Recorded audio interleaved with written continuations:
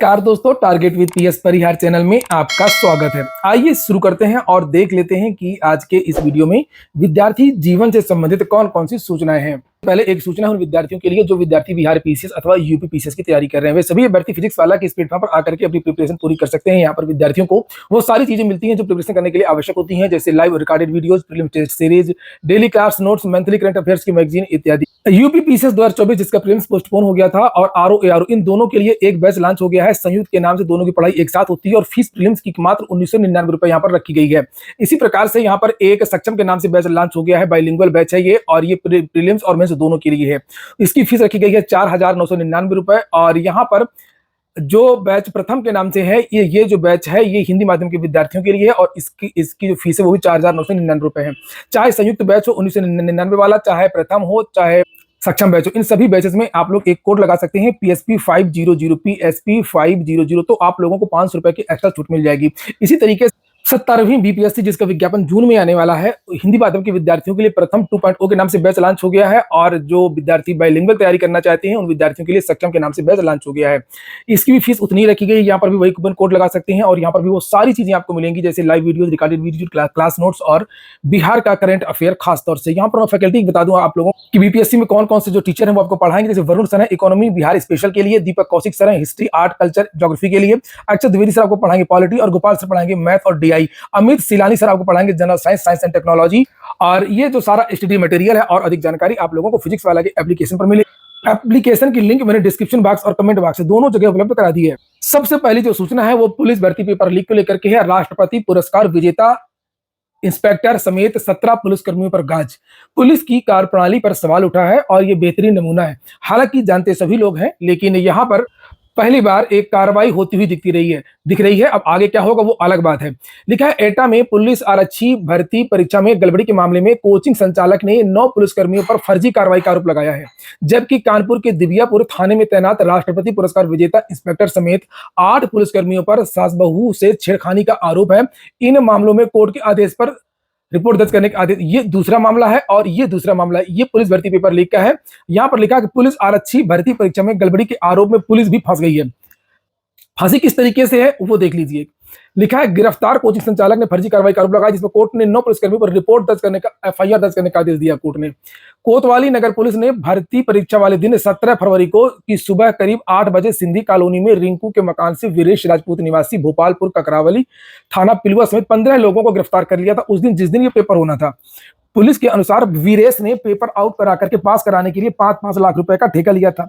2 लाख रुपए high school 2 lakh रुपए और हाई स्कूल की और इंटर की 32 मार्कशीट, 30 मूल निवास, 29 जाति प्रमाण पत्र और 30 प्रवेश पत्र भी जब्त किए थे। जमानत पर बाहर आने के बाद यहीं से प्रश्न उठता है कि ये जो मामला था ये फर्जी था। ये मार्कशीट तो लोग समझ में आता रखते हैं, लेकिन ये निवास और जाति कौन रखता है। खैर नीचे देखिए, पहले पूरी कहानी आपको मजेदार है। जमानत पर बाहर आने के बाद वीरेश ने मुख्य न्यायिक मजिस्ट्रेट कार्यालय में प्रार्थना पत्र प्रस्तुत किया। जमानत में आने के बाद कहा कि उसको 17 फरवरी की सुबह जिस दिन पेपर था 3:50 पर उसके घर से पुलिस ने उठाया, साथ ले जाकर के मुख्य शाखा Pragati classes coaching centre Shah palace व शाखा पीपल अड्डा के कार्यालयों को खुलवाया।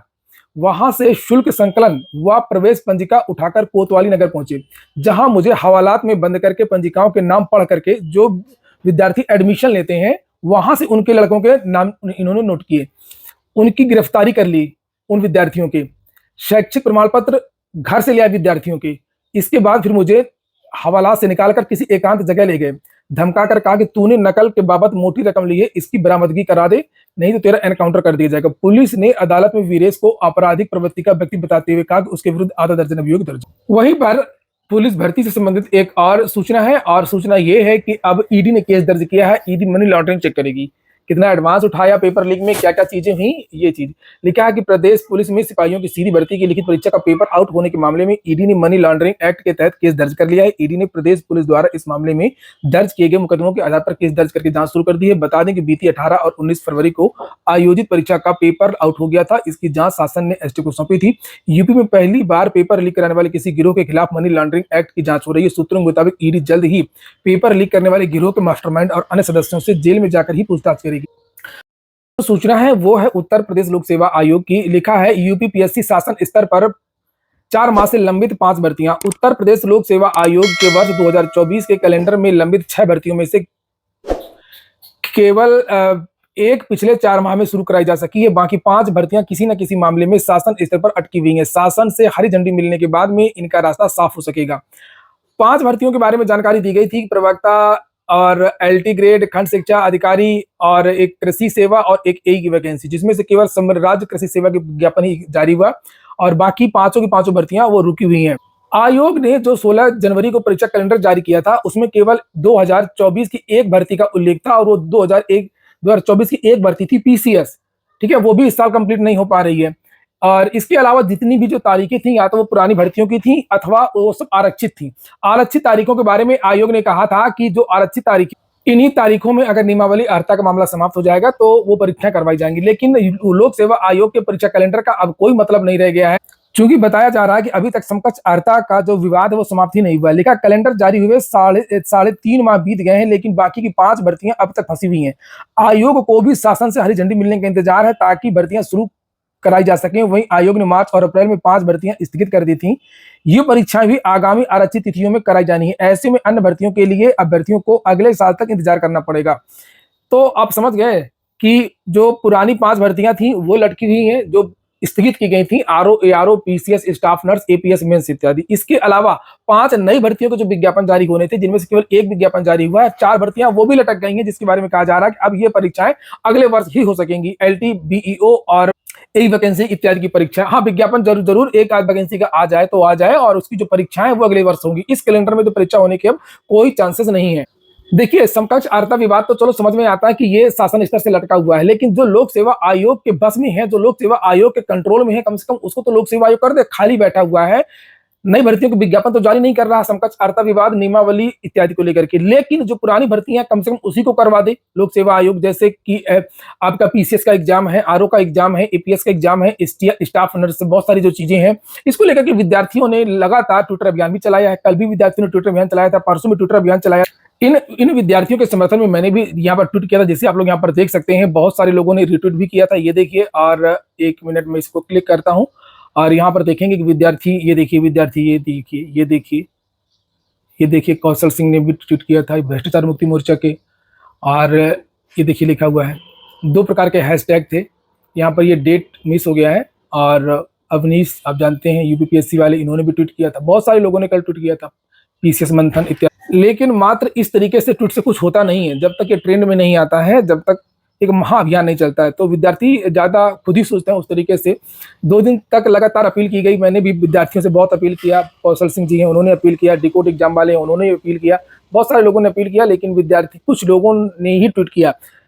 लेकिन जो सामान्य विद्यार्थी हैं, उन विद्यार्थियों ने बहुत कम ट्वीट किया, और यही कारण है कि ज्यादा कुछ ट्रेंड वगैरह नहीं हो पाया। खैर, अब क्या करें, छात्र हताश हो गए हैं लोक सेवा आयोग की कार्यप्रणाली से और उत्तर प्रदेश सरकार की कार्यप्रणाली से। अगली जो सूचना है वो टीजीटी पीजीटी एग्जाम को लेकर के है, और एग्जाम की भी बात करेंगे। पहले टीजीटी पीजीटी भ्रष्टाचार की बात कर लेते हैं। लिखा, टीजीटी पीजीटी में फेल, फिर भी नियुक्ति पत्र जारी कर दिया गया। फर्जी नियुक्ति पत्र के जरिए कानपुर के अशासकीय सहायता प्राप्त माध्यमिक विद्यालय में ज्वाइन करने गए सभी अभ्यर्थी पोस्ट ग्रेजुएट टीचर और ट्रेंड ग्रेजुएट टीचर परीक्षा 2021 में फेल हो गए थे। वह प्रतीक्षा सूची में भी नहीं थे, फिर भी फर्जी तरीके से नियुक्ति पत्र जारी करवाए और कानपुर में डीआईएस से मिलकर के 2 ने कॉलेज में ज्वाइन भी कर लिया। तो खुलासा हो गया है और अब जांच तेजी से चल रही है सभी जिलों में। और लिखा हुआ है कि ये गैंग और भी जिलों में भर्तियां करवा सकता है। लिखा, कानपुर में खुलासा होने के बाद अन्य जिलों के डीआईएस सक्रिय हो गए, जांच जारी है। और टीजीटी पीजीटी एग्जाम को लेकर के विद्यार्थी पूछ रहे थे, तो अभी मत पूछिए, अभी स्थिति ज्यों की त्यों ही है। कुछ भी नया नहीं हो रहा शिक्षा सेवा चयन आयोग में। सब वही फाइलों वगैरह की लिस्टिंग हो रही है और विभाग वगैरह जो है वो बनाए जा रहे हैं, और बहुत ज्यादा चीजें नहीं हो रही हैं। और बताया जा रहा है कि जब तक सभी प्रमुख नियुक्तियां नहीं हो जाएंगी, तब तक परीक्षाओं से संबंधित जो कार्य है वो नहीं हो पाएगा। डीएलएड की कापियों में हेराफेरी कोई बड़ी बात नहीं है, हमेशा से ऐसा होता आया डीएलएड में, कभी पेपर लीक तो कभी कापियों में हेराफेरी।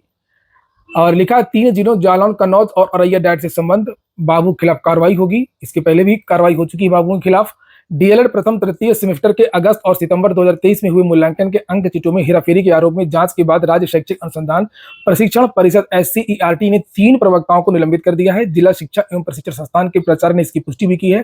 पूर्व में इस प्रकरण में परीक्षा नियामक प्राधिकारी सचिव ने इसमें एफआईआर दर्ज कराने के आदेश भी दिए थे। डाइट प्राचार्य राजेश वर्मा ने बताया कि डाइट प्रवक्ता अरुण विक्रम सिंह, इंदरजीत सिंह, संतोष कुमार सरोज को निलंबित कर दिया गया है। अरुण विक्रम सिंह को डायरेक्ट जालौन से संबंध कर दिया गया। शेष 2 प्रवक्ताओं में से एक को औरैया और दूसरे को कन्नौज से संबंध किया गया है। मामला नीचे लिखा है कि जिला शिक्षा एवं प्रशिक्षण संस्थान नरवल में 107 कापियों के अंकों में गड़बड़ी पाई गई थी। उत्तर पुस्तिकाओं के अंकों और डायट की अंक तालिका में चढ़े अंकों में भिन्नता थी। उत्तर पुस्तिकाओं में कुछ और अंक थे और रजिस्टर में कुछ और अंक लिखे गए थे। आरोप लगाए गए थे कि इसमें 10 से 12 अंकों का हेरफेर किया गया। इसके बाद में एक जांच कमेटी गठित की गई थी। जांच रिपोर्ट प्राधिकारी नियामक को भेज तो दी गई, लेकिन इसमें कोई कार्रवाई नहीं हुई। मामला आपसी था। नरवल डाइट में वर्ष 2022 के पहले बैच उर्दू, संस्कृत, शैक्षिक, निर्देशन और गणित की कापियों का मूल्यांकन हो रहा था। यहाँ महाराजगंज, कुशीनगर, गोरखपुर समेत कई शहरों से कापियां आई थी। इनमें से 107 कापियों में गड़बड़ी का संदेह जताया गया था। पेपर लीक नहीं रुक पा रहा है। यहाँ पर आप देख सकते हैं कोस्ट गार्ड की परीक्षा हुई थी 20 और 21 को ऑनलाइन। ये देखिए नकल से भर्ती की तरफ कंप्यूटर हैक करके CGEPT का पेपर सॉल्व करवाने वाले गिरोह के 6 सदस्य गिरफ्तार। 10 से 15 लाख में किया सौदा। ऐसे तरीके से लगातार पुलिस काम करती रहे, धरपकड़ करती रहे तो धीरे धीरे इनकी कमर टूट जाएगी। इंडियन कोस्ट गार्ड परीक्षा में फर्जीवाड़े की आशंका है। कोटा पुलिस ने मंगलवार को पेपर लीक और सॉल्व करवाने वाले नकल गिरोह के 6 सदस्यों को गिरफ्तार कर लिया है। इनसे मोबाइल और लग्जरी कार बरामद की गई है। अब आरोपी अभ्यर्थियों से पेपर सॉल्व या लीक करने के एवज में 10 से 15 लाख में सौदा करते थे।